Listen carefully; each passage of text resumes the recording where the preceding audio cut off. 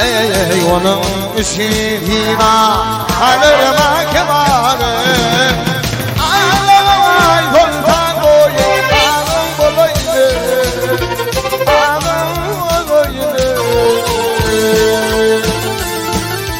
geriye kimi taştım boyu imanem boldu hazran zuynam barkenge fırgın kim boldu Gelen boldu Ölüm hakkıyla yar yar yar yar yar yar yar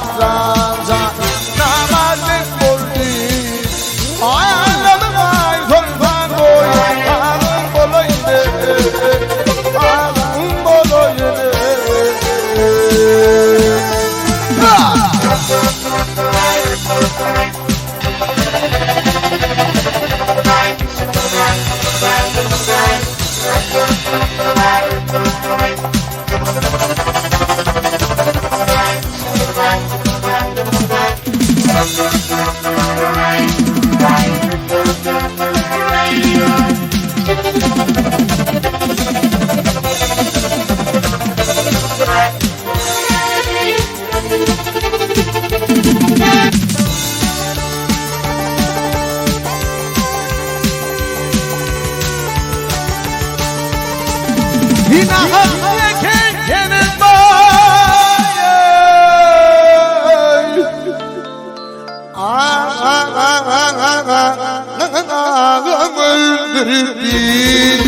O hatımı gözünü boyu kana doldurdu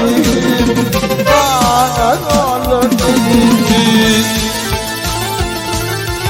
Osmanlı'dır altın yar yar yar yar yar yar yar zan zan Güllem kandırdı Din ağlama dinin boyu ağın bolayını ağın bolayını Haydi abi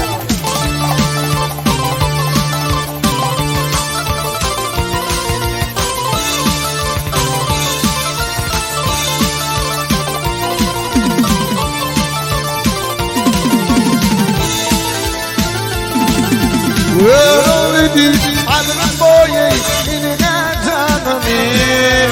Yere aktarmağın boyu sandım ananı Sandım ananı İsmini kendi yar Yar yar yar yar yar yar yar Aramadım ananı Ağlamam ay kolpan boyu ağın bolayını ağın bolayını